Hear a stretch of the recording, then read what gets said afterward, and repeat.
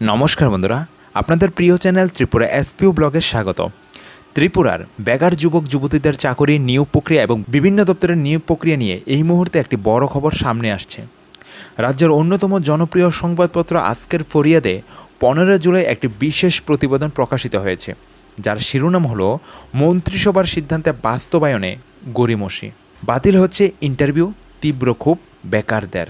তো আজকের ভিডিওতে আমরা কোনো উস্কানি বা বিতর্ক ছাড়া এই সংবাদপত্রের রিপোর্টের উপর ভিত্তি করে ত্রিপুরার চাকরি প্রার্থীদের বাস্তব সমস্যা এবং সরকারের দেওয়া কিছু গুরুত্বপূর্ণ তথ্য আপনাদের সামনে তুলে ধরব।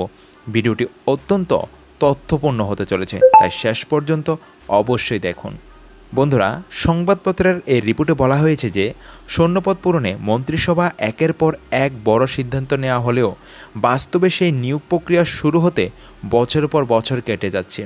অনেক সময় বিজ্ঞপ্তি জারি করার পরও মাঝপথে নিয়োগ প্রক্রিয়া বাতিল করে দেওয়া হচ্ছে বলে অভিযোগ উঠছে।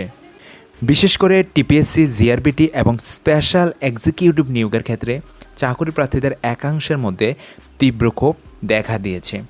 চাকরি প্রার্থীদের দাবি 6367টি পদে স্পেশাল এক্সিকিউটিভ নিয়োগের প্রক্রিয়া চালু থাকলেও তা ধীর গতিতে চলছে। এদিকে চাকরির আশায় বসে থাকতে থাকতে বহু বেকারদের বয়সসীমা পার হয়ে যাচ্ছে। একটি নিয়োগ প্রক্রিয়া শেষ করতে 4 থেকে 5 বছর সময় লেগে যাচ্ছে বলে এই প্রতিবেদনে প্রকাশ পেয়েছে। তবে বন্ধুরা, এই রিপোর্টের আরেকটি গুরুত্বপূর্ণ দিক হলো এখানে সরকারের সদিচ্ছা এবং কিছু পরিকাঠামোগত সমস্যার কথা তুলে ধরা হয়েছে।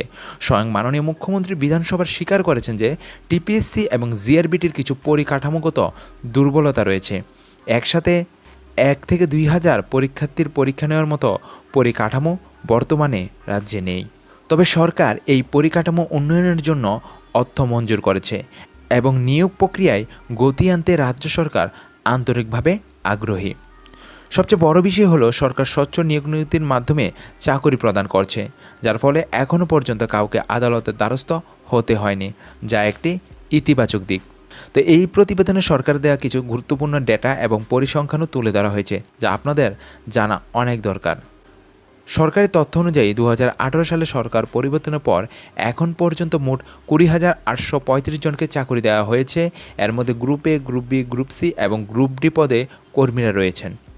চলতি অর্থবছর অর্থাৎ 2026-এ এখন পর্যন্ত 3,291 জনকে নিয়োগ করা হয়েছে এবং বিভিন্ন দপ্তরে প্রায় 13,000 পদের নিয়োগ প্রক্রিয়া চলছে।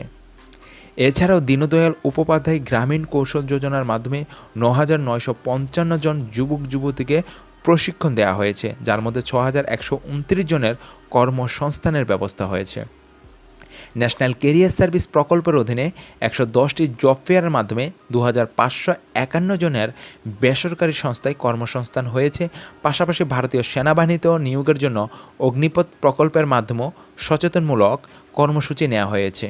তো সংবাদপত্রের এই প্রতিবেদন থেকে পরিষ্কার যে একদিকে যেমন পরিকাঠামোগত সমস্যার কারণে নিয়োগ প্রক্রিয়ায় কিছুটা বিলম্ব হচ্ছে এবং বেকারদের মধ্যে ক্ষোভ তৈরি হচ্ছে, ঠিক অন্যদিকে সরকারও কিন্তু পরিকাঠামো উন্নত করে দ্রুত এবং স্বচ্ছভাবে নিয়োগ প্রক্রিয়া সম্পন্ন করার চেষ্টা চালিয়ে যাচ্ছে।